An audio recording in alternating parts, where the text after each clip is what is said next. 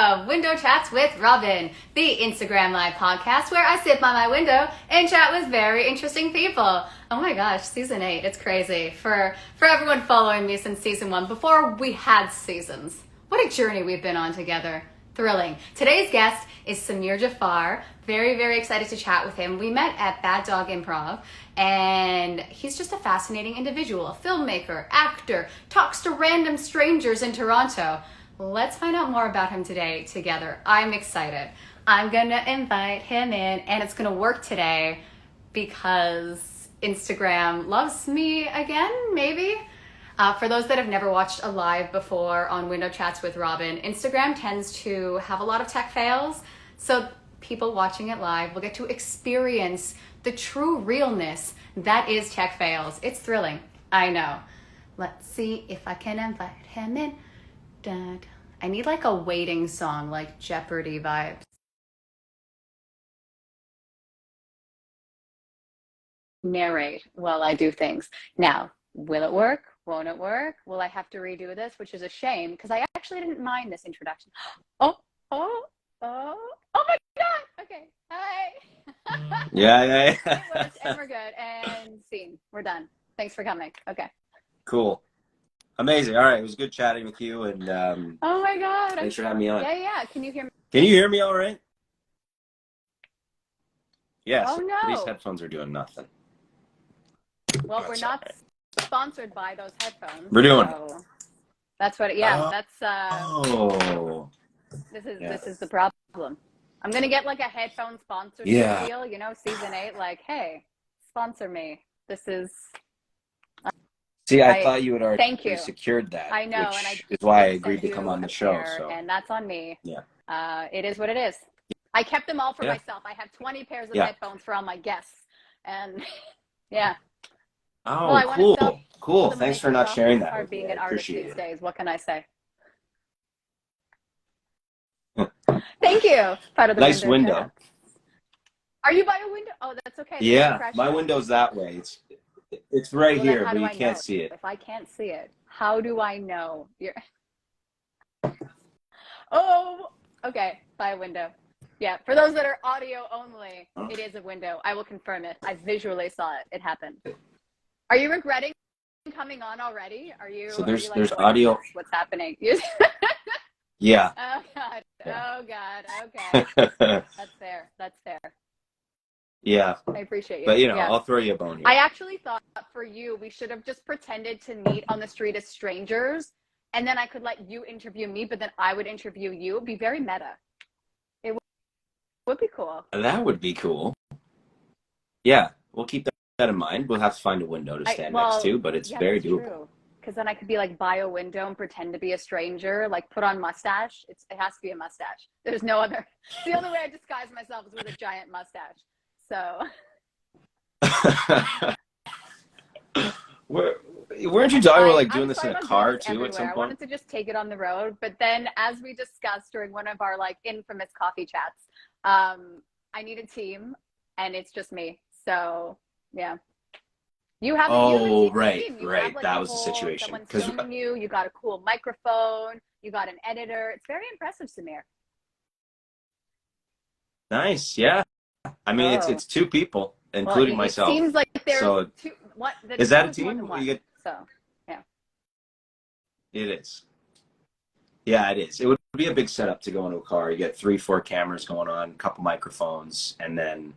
I don't know what your safety situations would look like. I shot a commercial in a car on the weekend, and where the camera has to be to get the best angles, you cannot drive safely. So I don't know if the car is the best solution.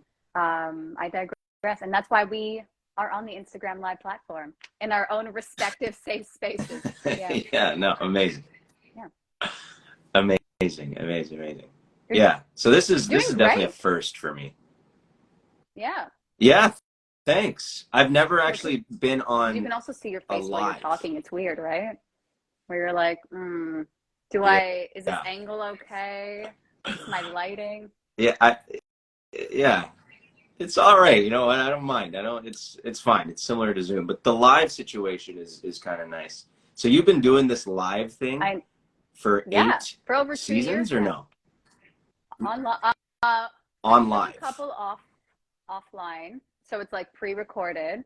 But I love the live. I love the whole what's gonna happen, tech fails, fun. You can comment Yeah. if you want to, keep it clean, or I just won't read them. But yeah, it's just kind of fun. You feel like, yes, I'm talking to you, but anyone watching can comment. Yeah, you just commented yourself. Hello, you need to say Yeah. hi to yourself. I gave it a Hey, shot. I mean, Samir, why who not? commented. Okay. Or yeah. Yeah, no, I was a little This is nerve-wracking though. improv. Yes, and we were training for I don't this. know. Come on. Yeah. I know. That's sort of what I had to remind myself. Just relax. You know what? Don't say anything you don't want to say for an infinite amount of time where people can Yeah, clip it and I do send realize it all over that. the world. I But also realize that there are definitely things I shouldn't have said that are out there, and it is what it is. I actually, how do you yeah, feel I about that now that you know to that? really be scared of being canceled, but then my husband grounded me and told me, no one cares, no one watches your stuff, and I'm like, that's fair. that is the truth. So it's like, you are not big enough to get canceled, and I'm like, that is very true. So fear is over. Yeah. That it's actually good. Your husband's a smart person. Not to say that nobody's watching your stuff, but just generally, nobody Yeah. He also actually said it a lot really nicer. I'm cares. paraphrasing in how I heard it versus like his nice tone of, you're doing it. Oh, cool, cool, cool. That's actually my buddy. He's been messaging me nonstop. I don't know what he's doing with his work right now, but he's in this like transitory state where he's trying to find different ways to Oh, I bother me see. So in Dave, certain okay, circumstances. all right, But Dave, but we see you. but we have fun with it. We have fun. We have a good time. And he's actually yesterday he pitched a story to me, and I'm not going to share the details of the story because it's not mine, it's his. And I challenged him. I said, you know what? All right, come on, write the story because if you get me involved, like I'll be all in. So we'll see. We'll That's see if he exciting. feels like actually doing it. Yeah. Yeah, it's cool. I think that's a big thing about the people that I've met here, and a big reason why you and I are probably even chatting is because we both sort of follow up with what we say we're going to do. I know. Whereas there's a lot of people who they like to say a lot of things, and then I don't necessarily hold anybody accountable for it. It's just I don't set a lot of expectations anymore. So when you meet somebody who actually does that stuff, it's a nice surprise. And then, you want to continue collaborating or working or even just chatting. Like, this is awesome. The fact that you and I can keep talking like this is great. I think, it's very yeah, rare, I think what was really Toronto. amazing too, and I don't even remember how we initially were like, let's go for coffee. I don't even remember the logistics. But when we were talking, it's like, not only were you passionate about it, but you were doing behind the scenes, in front of the camera, creating your own work. And that to me is so important. And it's so hard to do, right? Because I'm such an idea person, and I write all the ideas down, and oh my gosh, maybe an eighth of them actually get tackled. But to see that, like, you're going to film festivals and you're connecting with people and you're giving people opportunities, I love that. Right? Because it's so easy to be such a big talker and like, oh, I'm an actor, but you're really trying. Nothing against anyone that's, yeah. No, I know what you mean. It's not about saying that you are what it is that you do. It's just like, I feel like I like to live it, and especially for filmmaking, I don't know. My approach to it is just understanding all the different departments that are involved, which is kind of impossible. There's so many different departments, and if what I've learned by being exposed to them, especially working in production, I got to see a lot of different departments, what they need, how much money they spend, how much attention they're given, how much attention they need. Yeah, you'll never be able to like master multiple departments, which is where I feel like at least understanding a general point of view, I think that's what helps me as a director when I show up on set with an idea, with a script, and people are wondering what we're going to do that day. I have a sense of, okay, at least I know this is what I want to capture, and I'll improvise if we need to, which is where, like, even improv class, that helps because you just go with the flow and you try to find a positive step, whether it's like actually like being optimistic or not. It's just another step forward to making something that feels good. That's usually the approach Even that I'm taking with improv, with I this, think so. if you know what the story is, it's not hard to write. So even as an actor, if you know your character and the story and the whole where your character is going, or as a filmmaker, if you know the vision, it's just like having a clear vision. It's so much easier to improv, I find. You know what I mean? Yeah. Yeah, yeah, yeah. And having a clear vision is actually, it was acting that helped me figure this out. It's being present and listening. It eliminates all the stuff that's going through your mind that's telling you how to do it this way or that way. When you're in the moment and you're listening and you're responding to your environment, that's where you get your best work, or whatever you want to call it. So that like improv specifically is awesome for that. But I was gonna be like, this segment yeah, is sponsored by Bad Dogs. that was It's not, but yeah, that was that. I really enjoyed I enjoyed when you and I were in the class for, I don't know, the session was 6 sessions, and I think we were there I know twice together. like we were both And busy either day. uh, It was like a non-drop in, drop in kind of vibe, which was cool. Yeah. yeah, yeah. Well, because and it felt like that it was the same thing for the instructors too. It was a very like it was a rotational. I'm like, all right, well, how are we supposed to get like a It's groove so of hard this? because the people teaching are also actors, comedians, right? So everyone's schedule is all over the place. Yeah, But I also love being trained by people that are in the industry that are doing it, right? Versus someone that's never made a joke before and they're teaching comedy and you go, oh, yeah, all right, well, that's an approach. I don't get your comedy, but sure. Yeah. yeah, yeah. It's tough. I think comedy is extremely difficult, which is it's a very known fact anyway. But when I'm trying to be funny, especially on the page, like, and I'm trying to make a joke, it's so difficult because I feel like the minute I start thinking about it and tweaking it, I'm going downhill with it. But if it's like something natural that comes out in dialogue, or like a small movement, and it like maybe cracks a smile, it's like, oh yeah, I've seen somebody do something like that before where they're nervous or anxious or whatever. It's a little bit easier that way. But like to make a deliberate joke, or to make the whole script like one long, Yeah. jokey punchline at the end. Well, I think, and I It's always a talk about challenge. this with comedy, if you're not trying to be funny, you will be funny. And Yeah, the less I try to right. sell the comedy, the more I'm like, oh, that's really funny. And it's just so hard because I'm like, oh, I really Yeah, want people to know it's funny. Let me really push it. Like, but then it's just, you see they're trying so hard and it's such a turn off and you go, oh, well, that's how I feel personally. I just don't, yeah, no, too much. yeah. I want to work for it. Okay. Maybe it's I just wonder me if and my that's something style. you like. Yeah, but that do you have to push through that sort of thing? Like as the comedic writer, do you have to push through the cringe stages of writing jokes to get to the good stuff, or is it more of like a natural based, I find you like just have I it? find comedy is so hard because everyone finds different things funny. So I love comedy. I love a dry humor. I love a sarcasm, right? And not everyone's Yeah, going to know you're joking. And I always joke that I'm very sarcastic, but also super gullible, which is horrible. It's a horrible combination. So if someone's being sarcastic to me, yeah, I'll think they're being very serious and not realize that, we're having a banter moment. So it's hard for me to right.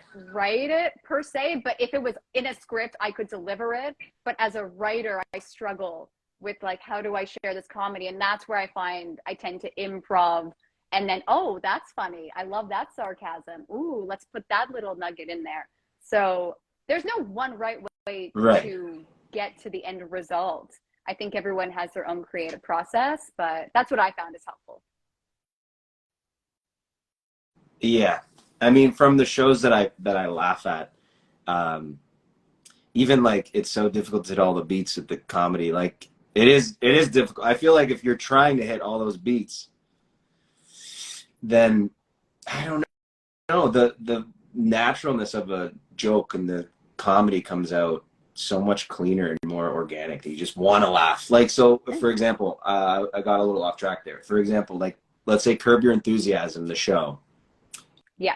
it's so natural and free flowing that it's I can't not laugh watching it. And like it touches on it doesn't force the comedy because it touches on things that you would feel that you would experience daily if you experience these things. So that's another part is like if you go about your day and really pay attention to everything that you're doing, whether it's hopping on a streetcar or ordering coffee or like anything, honestly, walking on the street, things are always funny because they're so absurd. They're so bizarre, like what people do. And what's even more bizarre is what people do to cover up how bizarre they are. It makes it hilarious. I love watching that. And that's why Curb Your Enthusiasm is so enjoyable to so many people because it highlights that. And they argue those points. Yeah. And it uses improv, which there's been some people who tried doing that and they haven't. It seems like such an easy way to do it because it's like, you know, I don't know if it's less prep. From a script. I think there is a basis of a script. You know what I mean? Like, I think, and this is what I love, if here's the idea. Right. There's like a 7-page thing. And that I love. Yeah. Like, I think I don't enjoy pure improv of, okay, you two are farmers and you're digging and you find and figure out the journey. I love where here's point A, you have to get to point B, figure out how to get there. And that is my golden spot of, yes, I will take you on a journey and we'll see where it goes. But I know where it has to go, actually.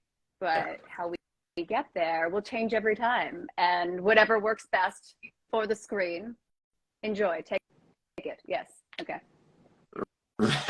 It's like at what point, you know, from point A to point B, at some point you're going to have to agree to get to point B. How do you do that? And how do you do that? Especially when what makes an interesting scene was if you got person A and person B don't agree on anything at all. It is. It's the right. But you just figure it out. That's the thing. You just listen. No one wants to watch two people agreeing. That's horrible. Yes, we both have the same opinion. Okay, cool, great, bored. I want to see conflict. I want to see someone with a strong opinion. Yeah. Why? I love watching. Why do we want conflict? It's so funny to me. All the time. I love seeing how different people argue. I go, oh, you're so polite when you argue.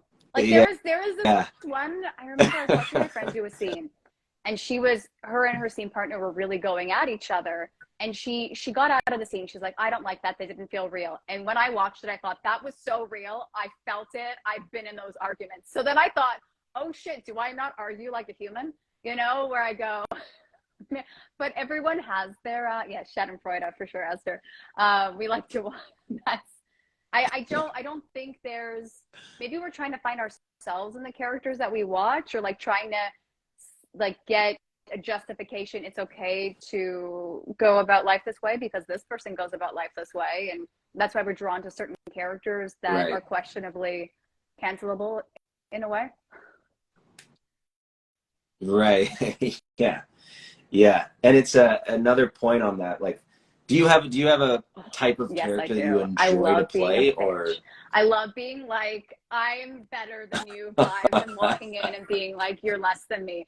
And I say that because it's so fun and it's so horrible to think that and it is fun. And you go, oh, what a horrible human. I love playing this role because I actually think it's horrible when people think they're better than other people. So to tackle that role is always so fun for me because I'm like, who is this person that thinks they're better than someone else, you know? So I love roles that exactly. Because they're still human at the end of the day. And I'm like, oh, I love being them because I hate them. And so see, it's just, I want to know what's going on in their minds to make them feel like they have the superiority over you. It is what it is. Like, these people are going to exist. But how it's got to be complex in there. Like, there's got to be things that they've just avoided all their lives that have eaten away at them to make them feel like, you know what? Fuck you. It's like, yo, take it easy for a bit. But those are fun characters. Do you find I love playing characters that I wouldn't necessarily be in life. And that's the whole, like, what if it's just, okay, be, you know, like just just cookie cutter, this is who you should be, like happy Yeah. housewife, happy mom. And I'm like, I'll do it. But if you Yeah, put it yeah, on camera, yeah. as the last commercial can attest to, I'm going to give you some words that better not be used to get there. Yeah. The weirder the better, sort of on a script. But I guess maybe to a certain point, but I've never experienced auditioning for some. Actually, I auditioned for a student film, which is amazing. I walk into this audition.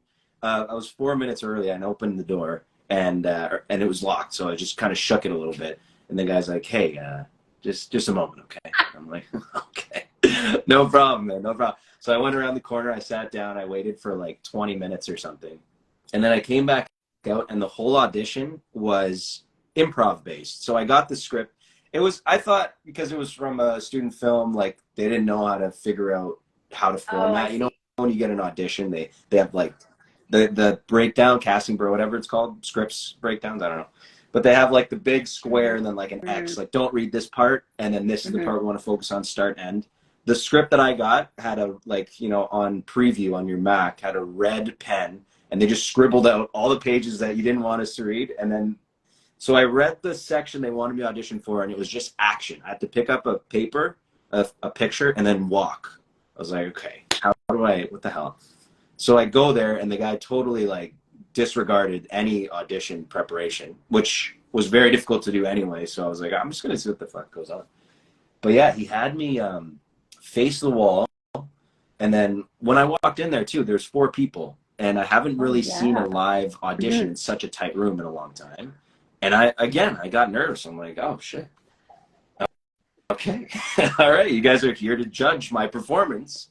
So let's turn it on then. But like, I was nervous at the top. And these are kids that are like 21. The more times everyone said, I'm like, oh God, I'm getting older and no one else is aging. That's cool. No, I'm still 25 to 35 on screen. Yeah. Yeah. It's hard. It's strange. It was bizarre until I just sort of appreciated how they approached the audition, and they were very well informed about cinema generally. And that was a nice avenue for us to talk, and it relaxed me a little bit that I can speak that language at the very least. You know, just different movies we watched. We talked about Oscar-nominated movies and whatnot.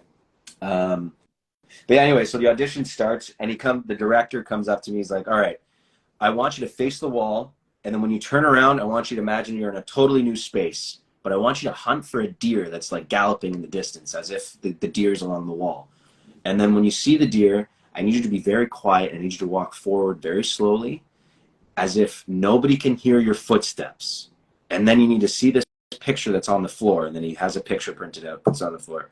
You need to pick it up and look at it, but you got to read it as if it's a story, and it's a story of a novel that you really, really don't like. So when you get to the end of it, I want you to be upset. And there was like one part of the audition, like, I want you to imagine that your eyes have like these laser beams, and you're like, Jesus.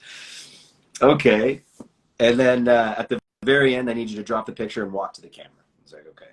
So I just did everything he said in how I would imagine I would do it.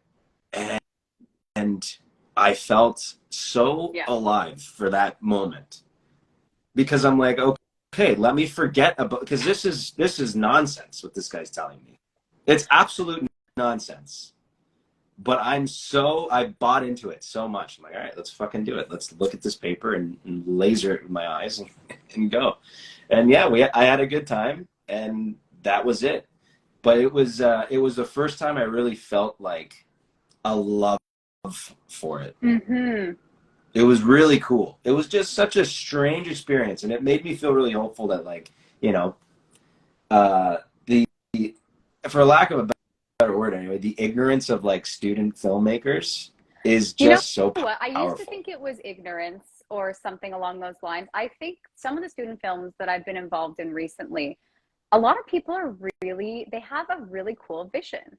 And, you know, I used to like the student film. Am I going back in my career? But I think it's amazing to see these groups that still, like all these filmmakers that they grew up with technology, right? So they could have been making films their whole life and writing stories their whole life versus, I know me growing up with like the old school camcorder, whatever, you know, what can I film on my own? Right. TikTok generation. So I do think they bring something a little different. And Like some of the Yeah. scripts that I've read student films, I go, wow, that's really deep.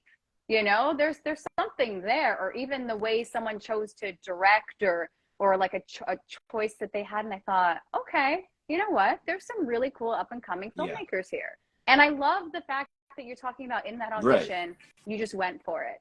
You know, because it's so weird because in the back of your head as an actor, you're like, it's just a student film or something. But there's something to be said with taking that mentality. It's Right. like, it is literally just an audition. And all people want to do when they watch your self-tape or your audition is to believe you.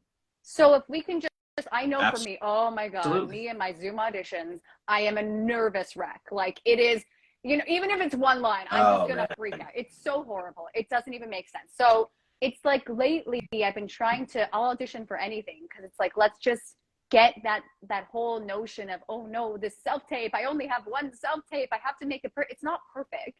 Humans aren't perfect. We're a little flawed, and it's like I find I now will send an imperfect take or something, what I deem is imperfect. Oh no, I missed this beat. I'm like, okay, but cool, I had a human moment here, I'm real, here you go. It's not right. But like you also have to have that human moment that's sorry, well, not the human moment of like making a mistake, but you also have to have that selling point. You were telling me this too, and it makes perfect sense within like that first 10 seconds of the audition. It's not maybe it's even not less. Like, because I think it's actors, we see a script, there's a ton of action, there's props. Okay, look, I have all my props and I'm ready to do the action. Amazing. But as a human, what would I be doing in real life? You know, it's so the difference between, look, I swear I've read the script and here's everything you wanted for the character versus like, what is this actual character and what can I bring to this character and who am I and what do I offer? It's so easy for us to get lost in roles, like versus remembering that we as individuals, as humans, bring something unique to the table. And that's all I would want to see. Exactly. And that's all I think that any actor needs to do generally. It's like this one coach that I've spent some time with, he would always say, if you got an audition, 16 people that are going to be in the room that prepared the audition the exact same way that you did, and they did it the way that they think the people, the casting directors are going to want to see. And then there's you. Do you want to do it the same way as them, or do you want to give them something that's personal to you, that's authentic? I'm like, okay, well, sounds like a good option. Yeah. But you risk, it's the extreme. You either risk, you know, giving them everything that you are, and they look at you and you're like, and they go, we don't like that. What the hell? Who is this person? Get out of here. Or they're like, oh, well, that's interesting. Okay, yeah, sign them up, call them back, whatever. And that's a nice risk I'd be willing to take. At least they would like me for being something say that I bring. What I don't think that's for a one-liner. I think if you're auditioning for a barista, I don't want to be like, I'm a singing barista. Like that's not what it is. It's not about what's the deal with the barista. You have a one-liner. That's all it is. I think if it's for something, a supporting role or something along those lines, or a lead, yeah, make a choice, have fun. Right. But like a one-liner, a day player kind of thing where all they need is like, what's your face? What do you sound like? Are you going to take away from the performer? Yeah. Sure. Yeah. I mean, like, don't let your ego get in the way. Those one-liners are so annoying. Or no liner. Oh my God. I'm like, I don't know what you want. Oh, man, I actually spent more time on an audition where there was no dialogue at all, and it was for a union show or whatever. But I needed to be a person that opens up someone's backpack as a security guard and then questions the fact that they stole a Toblerone chocolate bar, and I spent a whole hour trying to figure out. Okay, so I think with that one, how do I approach? Don't tell me the show because I feel like I don't want to. You know what I mean? But I feel like I'm not gonna say what would be helpful is like, do you trust this person? You know what I mean? Like you're clearly searching the backpack for a reason. So, okay, so can this guy bring about? Right. Yeah. Well, no, you don't. You don't trust. You would trust me as the security guard, but you obviously don't trust the person taking the Toblerone bar. But I approach it in the sense of like, you're working as a security guard in the duty-free shop of an airport. It's not, I don't necessarily think you hit the jackpot for, working. So the guy would be complacent and hoping that nobody does anything where he has to actually go and I feel like address with this, I would give two takes. One with what you're saying, and the other one with, oh my God, if he has a Toblerone and I don't catch it, I could lose my job. I would give that. You know what I mean? Because that's that's actually the good. extreme. That's a and good I want approach. to know if you can go there. That's what I would want to see. That's a Anyone really can be good like, approach. yeah, okay, I'm checking a bag. Everyone has eyes. They can look down and look back up. That's the scene. But if you're like, oh, I'm singling you out. I don't even know if you have it, but I don't like what you look like. I planted the Toblerone bar. Are you going to be the bag, reason I lose my job? And I'm going to find it, and you're going away for life. Like Toblerone, that's a big thing. That's 20 years nowadays. So, yeah. Oh my God. That's a that's a great note. This is why it's amazing. Oh, it's so good to honestly, like, so many of the notes that you when we had that conversation, I was able to implement like immediately. Because I'm better at watching other people's self-tapes and saying, here's what it needs. And I'm trying to get better at watching mine. Because it's honestly what I find personally, the ones that are successful for me are I'm just doing so much less than I think I have to do. It's, it's just I have to do so much more prep work before, where it's okay. If I have a really strong sense of the character, the words don't necessarily matter, but they should, because the writer put time into it. But, if you flop this versus that, I think they'll move on and it'll be okay.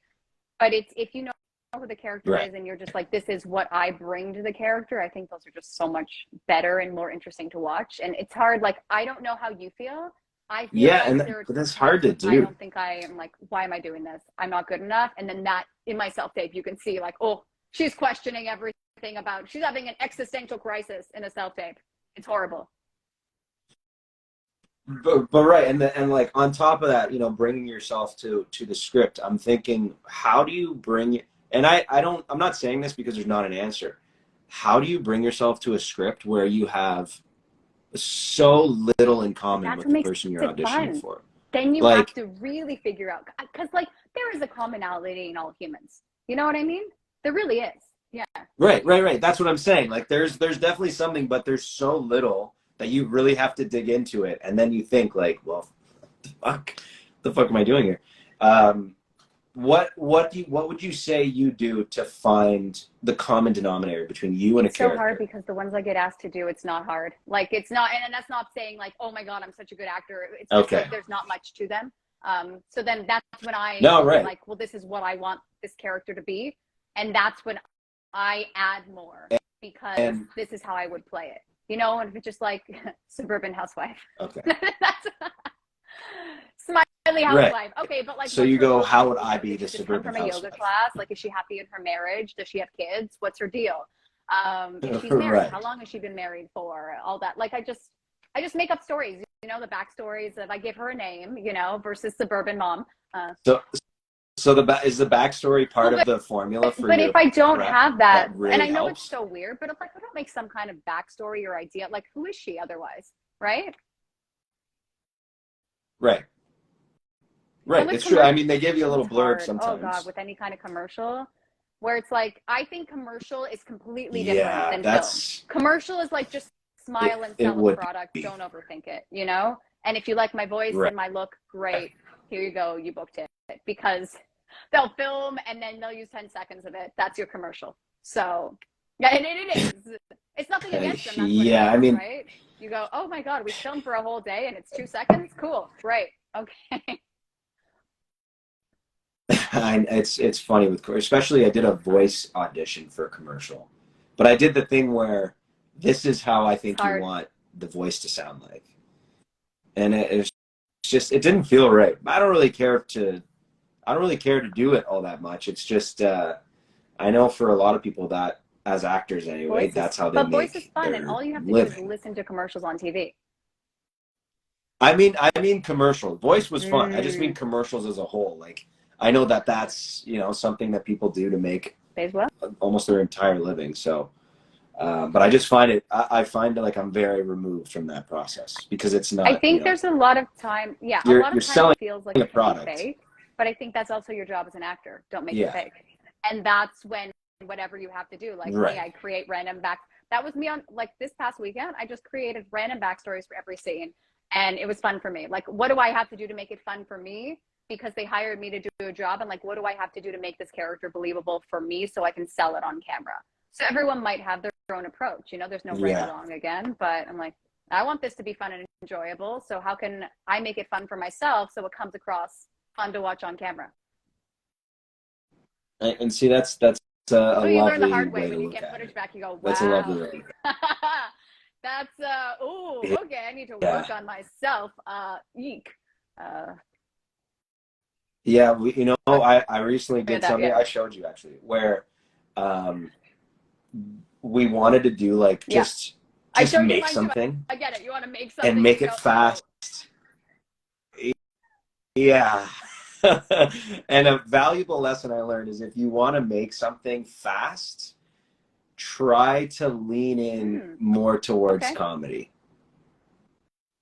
Because if you're doing something that's like serious and you do it fast, I feel like you're rushing over the Mm, emotion of like the gravity of it, and then it doesn't feel natural because it's like, well, you missed this, you missed that. There's so many more nuances of emotion when you're trying to do something that's like serious or dark or sad or whatever. Whereas if you're making something comedic, the editing can always help you. sure. So like you can always do faster cuts. You can mess with the camera like a zoom in, and that's only to save it. This is saying you've made Yes, thank you something for that you helping need me to with now that. salvage. You can salvage something in a more comedic way, and Yeah. you can like make it a whole mock of whatever you're trying to do. But if it's serious, I mean, it's I very almost difficult to salvage wonder that. if So you could try and make something that's so over the top dramatic comedic, but I think you'd have to get a little more footage to make that work. But that's usually, I just hate wasting content. It really bothers me. I'm like, oh, I got to salvage this. yeah, I got to figure it out. Okay. I recently I've Yeah, learned to I don't just want let go to. of some things because it's like the time and resources involved to get that to where it needs to be is just astronomical compared to the rewards of That's true. completing that project. But I try not to practice. I try to follow through as much as I can with the decisions I make so I can learn to make better decisions. So if I say I'm going to do Right. something, I want to do it and complete it so that for the next time I can have a better approach of Mm-hmm. like, is this something you want to do? And I think that considering it was like a new approach of I wanted to make I wanted to make more dramatic shorts with a shorter amount of time and Right. just start like producing small stories. And I quickly learned that that's not effective. If you want to make a story, you have to really feel the story all the way through. And everybody has to be committed. I mean, the key people that are going to see it through, the editor, the director, Mm-hmm. mainly, they have to be committed fully. Otherwise, the vision's going to fall For apart and sure. You it's not going to direct work. really well. I So watched the stuff that you I've learned to be directed a little more again, and I'm patient. like, ooh, so you have like a very artsy Oh, vision. thanks. I go, okay.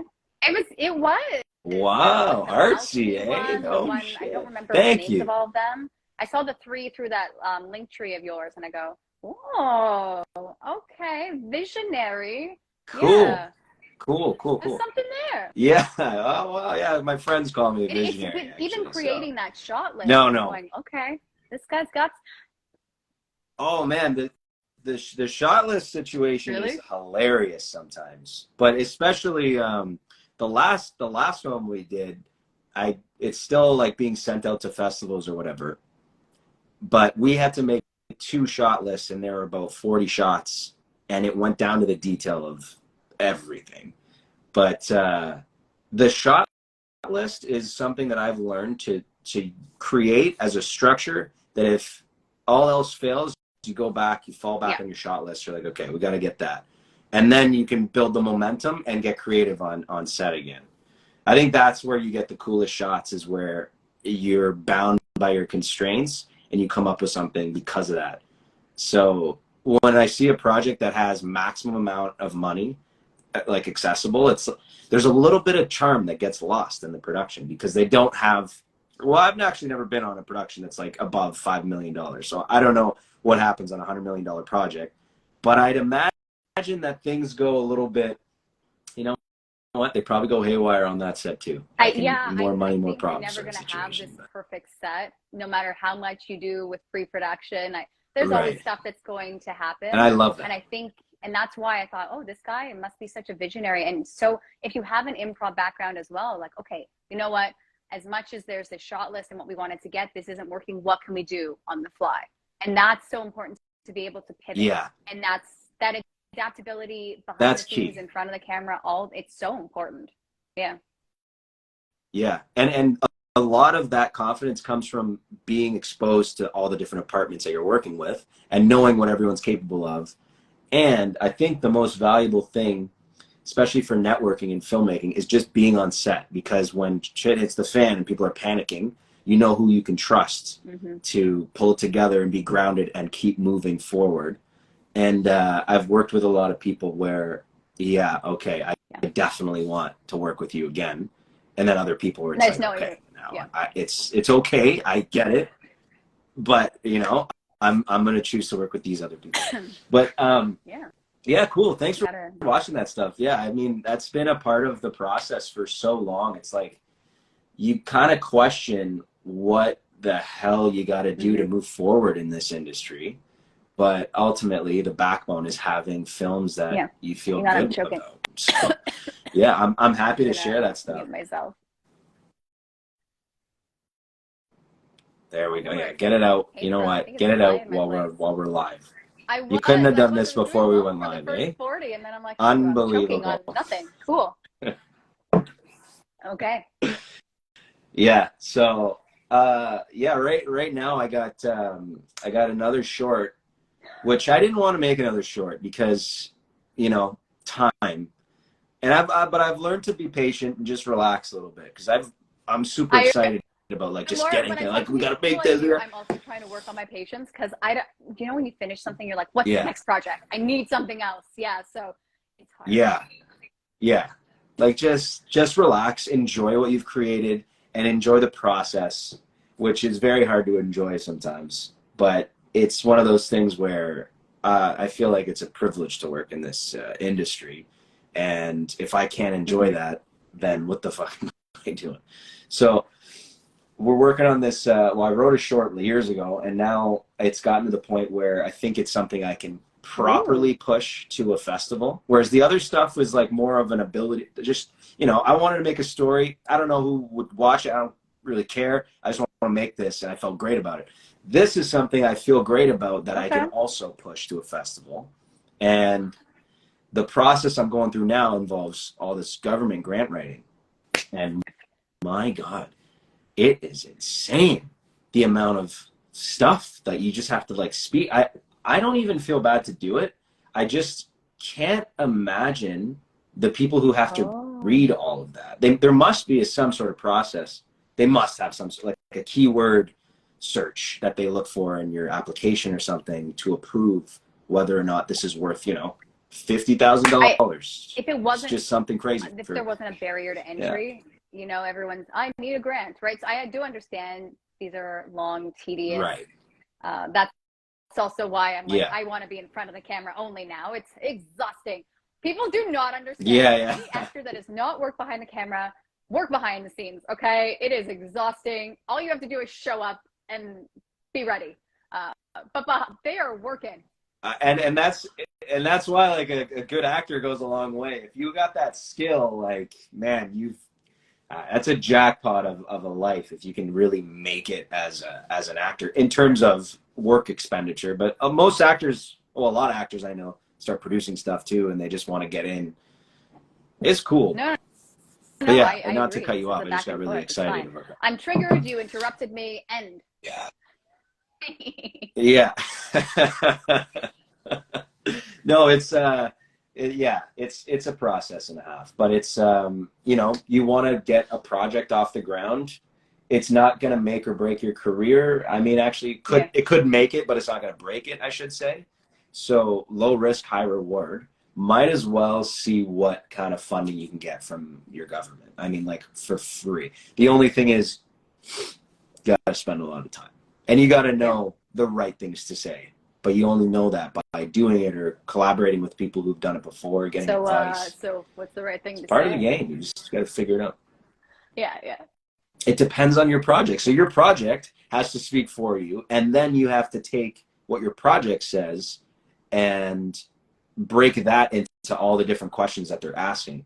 And I find that they're very director oriented. So you have to, the director has to be personally connected with the story and the demographic and the audience that you're telling it to get the money.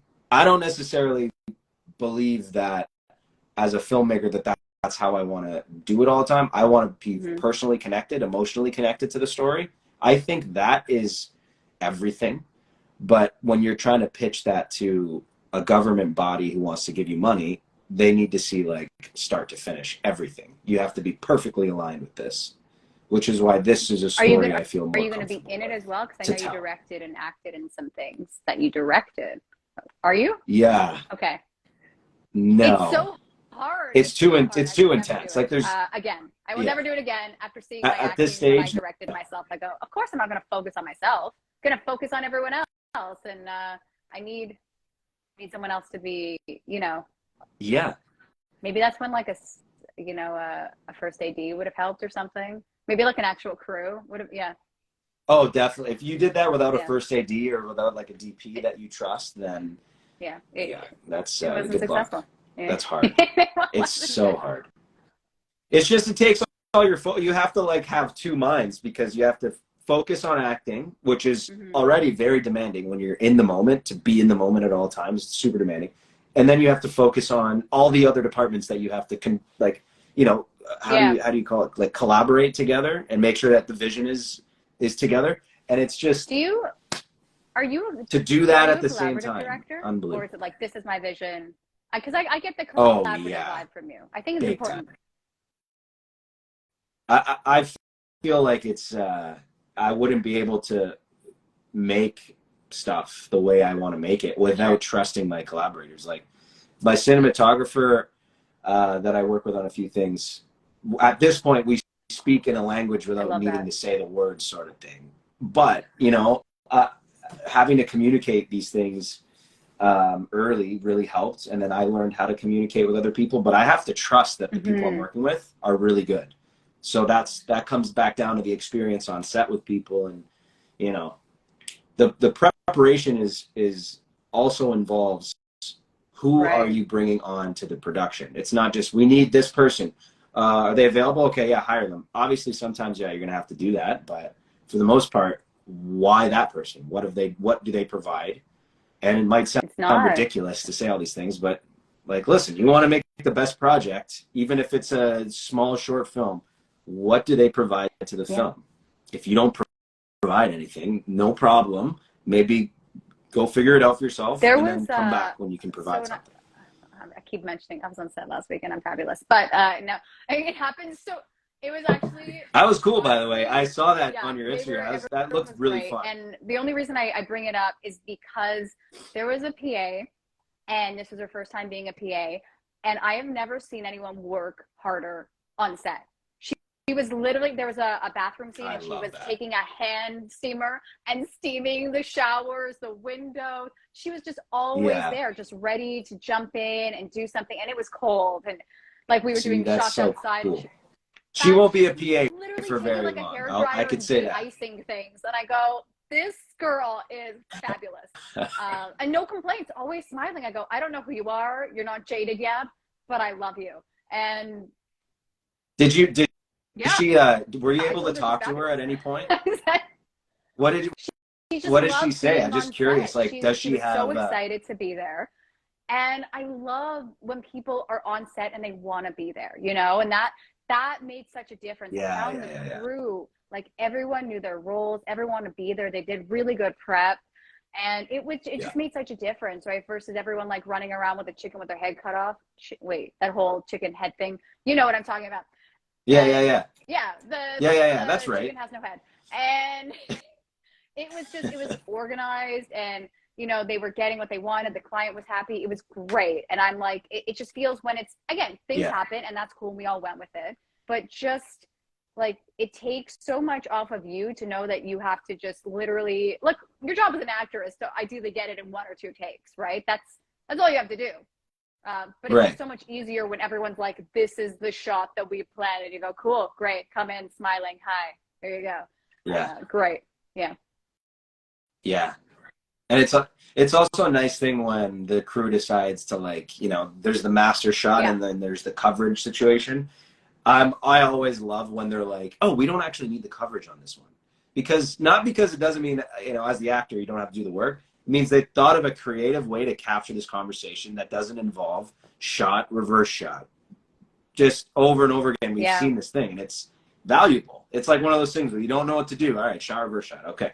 But if there's a way to capture this in a way that's interesting, engaging, and it just challenges the way you see things, let's do it that way. It makes a huge difference when people they're like, okay, well, I know it's normally shot this way, but what can we do to shoot it a little different, to stand out? And then as an actor getting that footage, I go, oh, okay, I look so fancy. Thank you. It's cool. It's really cool. There's a lot of, especially, trying to build up my acting reel. For whatever reason, I don't know why I do things sometimes, but acting something I come back. If I come back to it more than over 6 months, I'm like, oh, okay, this is something I should pay attention to. So I'm now trying to build an acting reel. So working with these student films, watching when they come up with an idea on set. As a director, I'm always quiet. I never say anything because I'm not there as a director. I'm there as an actor. But I can't help but notice sometimes, and I'm observing. Like, okay, they're doing this.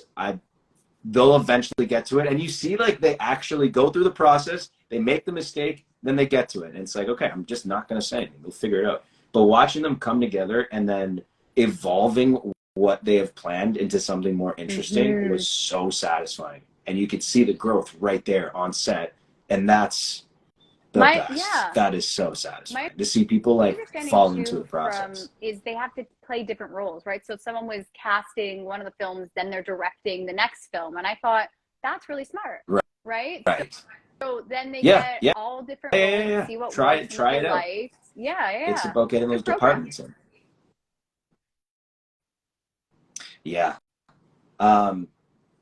I'm really grateful that I didn't go to film school myself. That's why we connected. I think we just really love it. Just take a ton of classes, keep figuring out how to be better, and keep doing. That's it.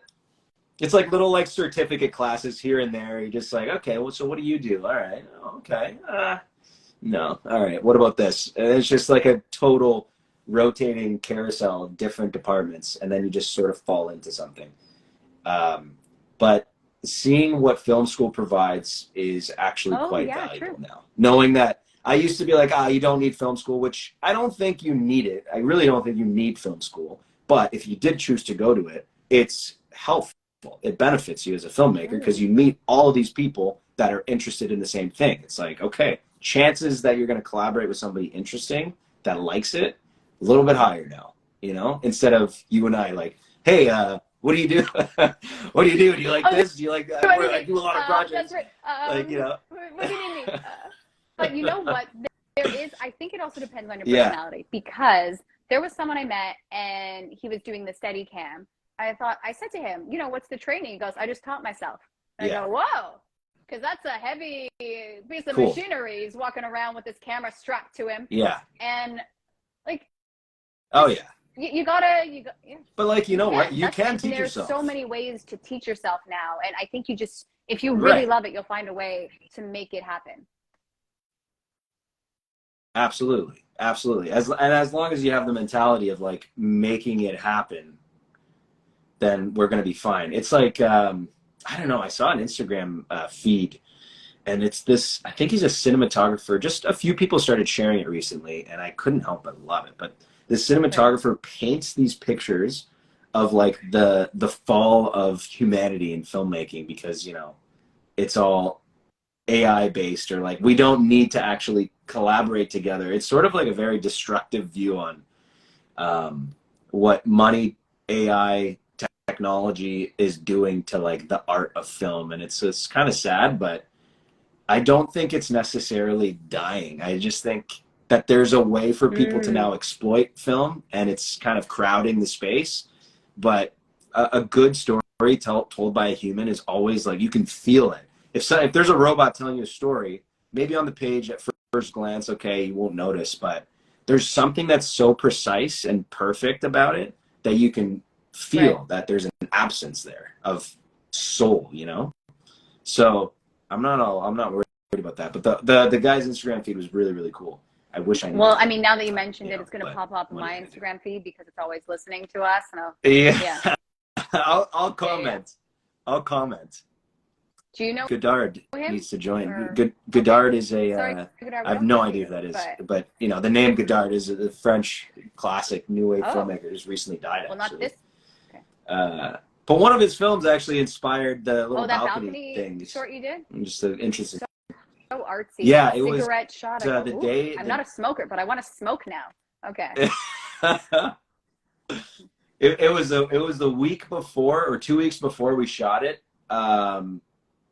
Maybe a month actually. I was writing it after just binging 1960s French movies in the French New Wave, specifically like the Truffaut and Godard directors that are, you know, arguably the greatest directors ever. But I just took it and I wrote something, and it was great. I just felt connected to it, so we went and shot it. It was so artsy. The moment at the end, I love it. By the, what's it called? Curtain, and I go, oh, so artsy. Jeez. Oh yeah, that's a cool thing working with the cinematographer, because we were doing all still shots. He's a good friend. I hang out with him all the time, and he's like, you know, we need to add curtains. Wow. I'm like, no, we don't. We don't need curtains. Like, we'll just use what we have. You know, I'm being economical. He's like, listen, we need curtains. Right. I'm like, okay, you know what? Fine.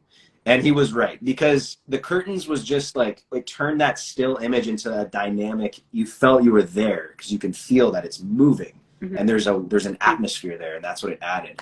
There's like little things like that you just learn by doing and working with people. So that's why I trust good cinematographers for sure.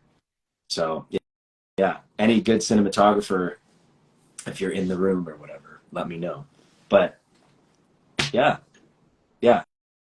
I'm glad you watched it. I felt like I had to. Cool. You know, I'm like, ugh, I don't know what to. You did. You kind of did because I'm a guest on the Middle East. I don't know where we go from there. That was resolved. Yeah. And yeah. Especially at least at these two windows right now, I think we can comfortably establish communication. No, I did want to talk to you about your Medium talks, but I'm also aware that we've come up on the hour, and I said this would only be an hour. So watch your Medium talks. All good. No, I did. Okay, the one thing I will say, watch the name. It's called Medium Talks on TikTok, because what did you say about small talk? It's bigger than small talk. That's a step above. It's a step above small talk. That's funny. Okay. It's just like I'm just, you know, if I want to talk to somebody, I want to share ideas, and I want to transmit this, you know, love for sharing ideas and growing as humanity or whatever. And strangers have interesting things to say. So if anyone sees you on the street, they should talk to you, is what I'm getting at. Only if you have a microphone. I will talk to them. I'll approach them. I can vouch for that. He's a very friendly individual, always willing to join I'll approach. Oh my God. Very friendly. That was a nice friendly little person that like genuinely wants to know about people. It's cool. I like meeting genuine people. It always confuses me, but once I learn that it's a true genuineness, I go, oh, cool. So yeah. Wow. Thank you. That's a nice thing. I can say the exact same thing about you as well, which is why we're still talking, you know? Of course. So thank you. Samir, this is fun. How was your first Instagram Live? You survived. Oh, it was great. It's just like the audition. After the first minute or 2 minutes, like the nerves settled a little bit. This is the new Medium talks. Okay. Yeah, I'm going to do my own Instagram Live right after this. I'm going to go find someone on the street and just start talking. No one be alarmed. This is cool. Yeah. No. But Yeah. This was great. I'm glad that you invited me. And Episode 1 of I hope you had a season good 8. time too. Oh, sir, are you not honored? It's a huge That's a deal. big deal. A very big deal. It's a big deal. I've I been don't know if telling you're serious or everybody not, about but if this. you are, thank you. Okay. Yeah, as you should. Okay. But yes, is there any final words you'd like to share with people listening or future listeners, viewers, and whatnot? Final words. I don't either. I never really prepare final words. I keep it consistent. So I ask everyone this horrible question that I would never want to answer. I really don't. Like I said a lot of stuff in the interview. I guess the was it too long? I think honestly, but summing you would it probably up, want to do this at the beginning. the importance of collaboration, but also the importance of being in front and behind the camera, and just like being a good human that people want to work with. I think will take you far in the industry, and just trusting your instincts and like understanding what you bring to the table will take you far as well. That's the gist of what we said. Little cold note. Thank you for saying that. Yeah, for that's those perfect. Just watching the last minute.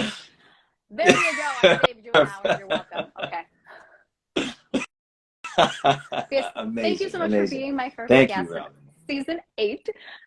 Thank you everyone for watching live. Thank you to future viewers for watching and listening. And bye.